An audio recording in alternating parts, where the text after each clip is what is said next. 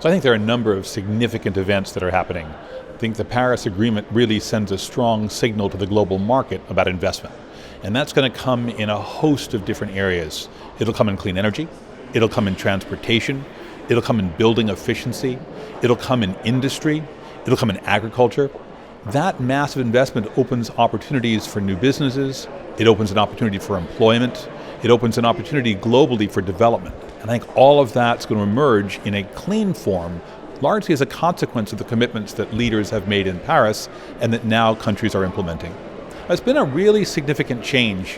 When we first began doing these negotiations in the early 1990s, we had a few hundred people who would come. In Paris, 50,000. When we first began doing these negotiations, it was a group of technocrats working from the perspective of government intervention. Now it's business, it's industry, it's a set of investors, a much larger coalition. And when we first began working on this, there was less certainty about the urgency of the problem.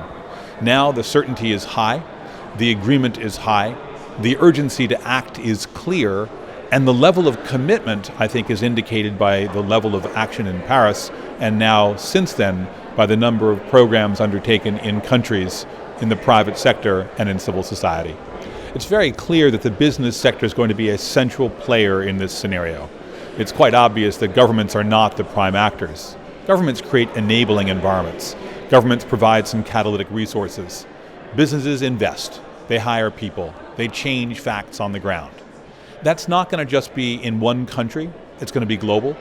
It'll be not just in one sector. It'll be universal.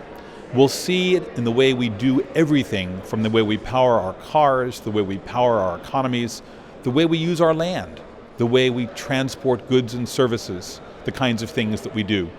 At the end of the day, I think it's part of a development agenda. There's no model in which climate is solved without a cleaner and more sustainable development approach, and that integration is going to be quite central. But there are enormous opportunities for business going forward to make that happen. If one were to take a single point of departure, it's that we've moved from a period of negotiation to a point of implementation. From the end of the process of deciding what the deal is going to be to the time where the deal turns into reality.